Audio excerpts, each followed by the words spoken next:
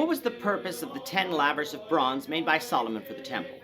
This is the question we seek to answer today as we continue our verse-by-verse study of the book of 1 Kings on walking through the Bible. The glory of his cross.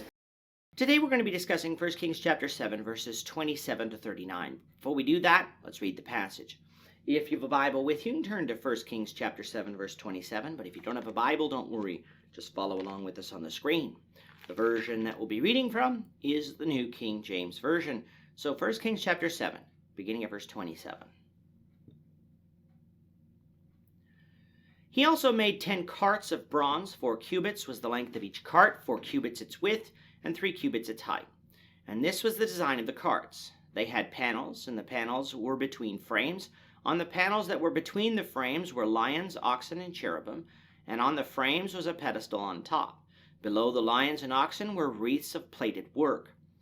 Every cart had 4 bronze wheels and axles of bronze, and its 4 wheels had supports. Under the laver were supports of cast bronze besides each wreath.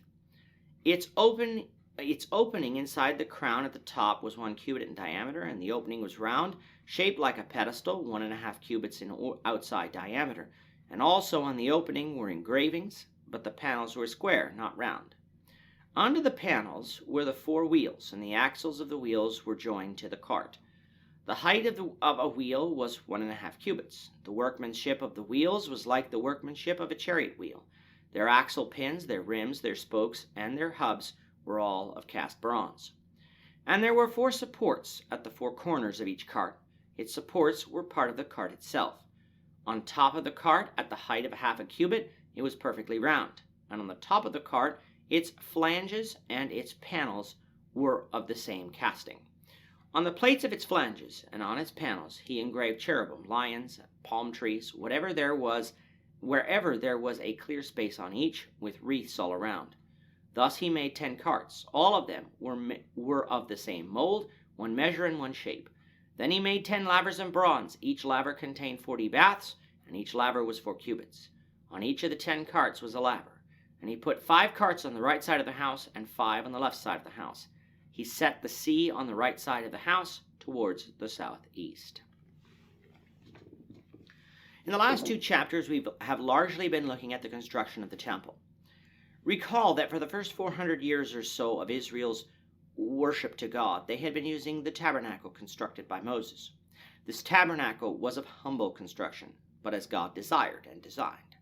However, along with Israel's growth, not only in number but in wealth, it was desired that God have a more permanent structure in which he could be worshipped. David desired to build such a temple, but God wouldn't allow him to, saying that his son would build him a temple instead. Solomon, in the 4th year of his reign, began doing just that, and it took 7 years to finish this temple. We have seen how ornate this temple was when compared to the tabernacle, with the temple being built with stone overlaid with wood and then gold, while the tabernacle was built largely of tapestry supported by acacia wood. The tabernacle was built to be transported, while the temple was a permanent structure, so that the building materials were different shouldn't surprise us. In our last lesson, we focused on the pillars that were erected just outside the doors of the temple, as well as the bronze sea that was built for the priests to use for their ceremonial washings. This bronze sea was rested upon the backs of 12 bronze oxen and replaced the laver of the tabernacle. Coming now to verses 27 to 39, and we get the construction of 10 bronze carts or stands on wheels, meant to support 10 bronze lavers. If we went back to Exodus, we would not find something analogous that these would be replacing, so this must have been an addition to the temple, later requested to be made by God. We don't get the purpose of these lavers and basins here, but in 2 Chronicles 4 verse 6, we would find that they were used for the cleansing of the flesh and the fat, which were to be consumed upon the altar of burnt offering. That these lavers were on stands with wheels meant that they could not only easily bring the water required near to the priests who were engaged in preparing the sacrifices, but could also let down the dirty water into a chest of the stand by means of a special contrivance introduced for the purpose, and afterwards that dirty water could be taken away. Why were these lavers not needed in the tabernacle worship, but now needed in the temple worship? Well, the scriptures simply do not say, but perhaps it is because the amount of animal sacrifices that were needed to be prepared simultaneously had increased to the point that these articles were now needed, whereas before, the flesh and fat of the animal could be cleansed some other way. The artistic work of these stands and their decoration with figures were intended to show that these were vessels set apart for the service of the sanctuary. The emblems are to some extent the same as those on the walls of the sanctuary, through the use of cherubim, palms, and flowers. The only difference being that they were executed there in gold, whereas they were in brass and bronze here to correspond to the character of the court. Moreover, there were also figures of lions and oxen, likely pointing to the royal and priestly characters.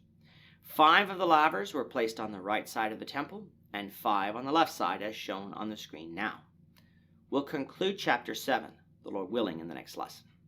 With that, our time is up for today. The Lord willing, we hope you'll join us for tomorrow's discussion of 1 Kings chapter 7, verses 40 to 51, as we continue our walk through the Bible, one verse at a time. Thank you for watching today's episode.